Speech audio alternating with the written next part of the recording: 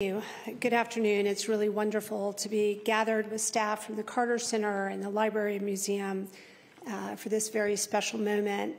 We're grateful to the Carter family for letting us have this time and the opportunity to say farewell to our founder, especially for all of us who will continue to carry on her amazing work. From the time Jimmy Carter woke up and thought, I want to create a Camp David in the middle of Atlanta, Rosalynn Carter was his full and equal partner. Everything that she did, from the founding of the leadership, founding and the support and the leadership of the center, they did together. Her compassion, her ability to connect, her political savvy was something that helped build the support for all of our programs over the last 40 years.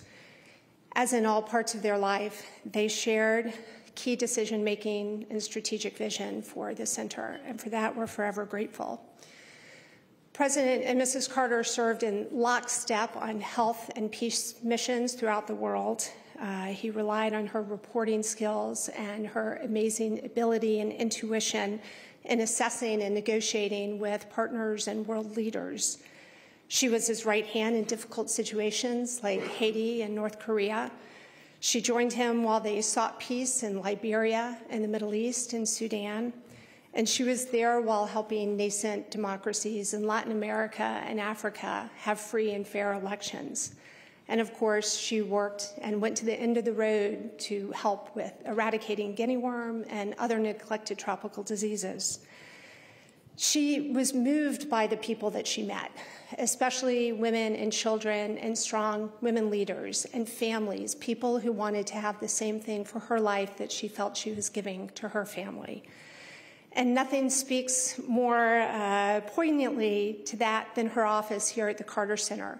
There is not one flat surface in that office that is not covered with a picture of her family, of her children, of her grandchildren, of her great-grandchildren, interspersed with world leaders, other First Ladies, and media influencers, because that's what she was. She was a people person. And one of my favorite pictures is the one that sits across from her desk, and it's a group of women outside the White House in 1979 protesting against the Equal Rights Amendment.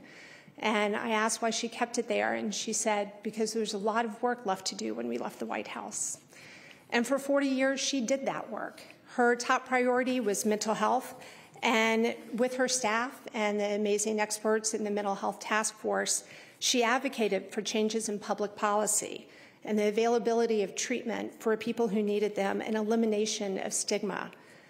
She convened national and state leaders for the Mental Health Task Force, and she made sure we focused on at-risk children, veterans, and people who had been through trauma.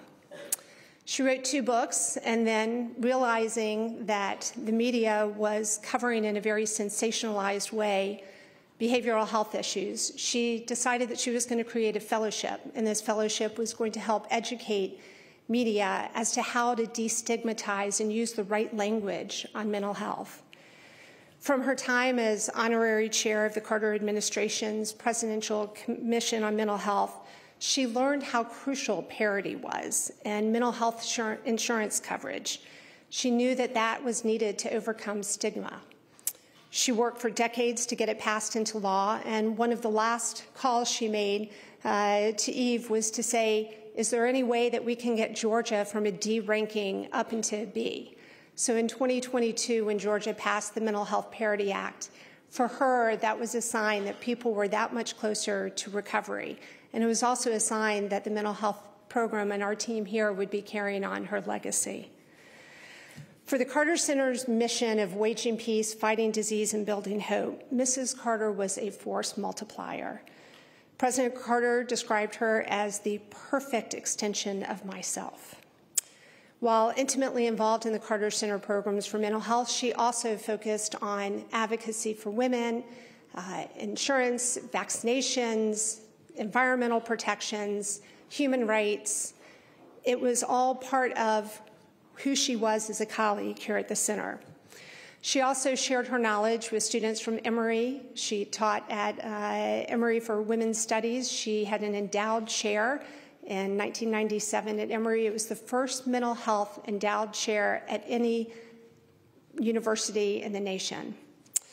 She brought leaders like Madeleine Albright and Sandra Day O'Connor here to campus and to Emory, and she worked with Agnes Scott students, and we are appreciative to have the Agnes Scott Choir here with us today. As the first CEO post their retirement, I got to spend time with them down in Plains, and it never failed that Mrs. Carter, as she always did, would walk you to the door, and that Southern gracious hospitality to be sure that you were seen out, and she would share anecdotes with me about everything from sitting in cabinet meetings to rocking the boat when Margaret Thatcher, when she sat in a cabinet meeting with Margaret Thatcher, and she said, I think the staff just thought I was a woman, and that's why I was there, but I sat in all of Jimmy's meetings. So it was a true partnership, and all of this while she was packing up chocolate chip cookies for Barbara and Kashef and I to take back for the drive to make sure that they didn't go to waste. Former Carter Center CEO Dr. John Hardman spent 2 decades working closely with the Carters, and he will share a few of his memories to give us a sense of the energy that she brought and the excitement she brought when she was here at the center. This is our lore. This is our reminder of the spirit and the traditions that our founders, and it is our inspiration. And for now, it is my story, it is your story, and it will be everybody's story as we carry out her work here at the Carter Center. When asked what she wanted to be remembered for, she said, I would like to think that people understood that I took advantage of the opportunities that I was given, and I did the best that I could. And I have to say, Mrs. Carter did more than that, and we'll miss her terribly.